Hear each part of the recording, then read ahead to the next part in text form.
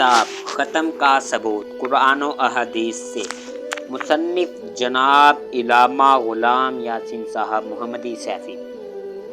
किस्त नंबर 3 गुज़श्ता से वाबस्ता। इसाले सवाब यानी ख़त्म की ज़रूरत।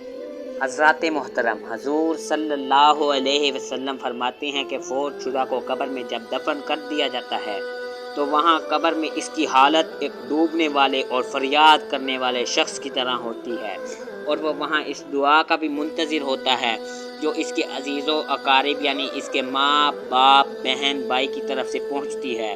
तो जब वो दुआ इसके पास पहुँचती है तो वो दुनिया और जो कुछ इसमें है यानी हर चीज़ से प्यारी होती है, और अल्लाह ताला अपने फ़ज़ल से इस दुआ को पहाड़ों की मानिंद बढ़ाकर कब्र वाले को पहुंचाता है, और ज़िंदा का तोहफ़ा मुर्दों की तरफ दुआएं मांगना और इस्तिग़फ़ार करना है। हवाला मिशकात बाब तौबा व इस्तिग़फ़ार।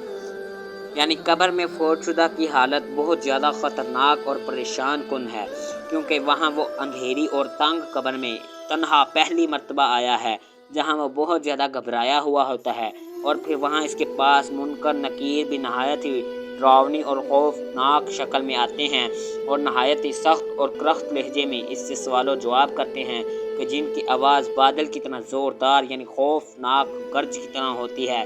और बादल की आवाज़ की ये कैफियत होती है कि जब बादल ज़ोर से गरजे तो आदमी अगरचा अपने घर के सहन में हो तो खौफ के मारे भागकर फ़ौरन घर के अंदर कमरे में दाखिल होने की कोशिश करता है। और इन फरिश्तों का कद इतना बड़ा होता है कि इनके एक कंधे से दूसरे कंधे के तक कई दिनों का फासला होता है, और इनके पास इतना बड़ा हथौड़ा होता है कि अगर तमाम दुनिया के इंसान और जिन्नात भी मिलकर इसे उठाना चाहें तो ना उठा सकें। और फिर इनके मुंह से सांस के साथ आग निकलती है, और पाँव तक बाल लटके होते हैं, और अपने दांतों से ज़मीन को चीरते हुए आते हैं। हवाला मौत का मंजर सफ़ा 104। इसलिए वहाँ इस फ़ौतशुदा की दुआ इस्तिग़फ़ार और इसाले सवाब के साथ इमदाद करना बहुत ही ज़्यादा अच्छा अमल है, जिससे कब्र वाले को बहुत ज़्यादा फ़ायदा और सकून होता है, जैसा कि अहादीस मुबारका से साबित है।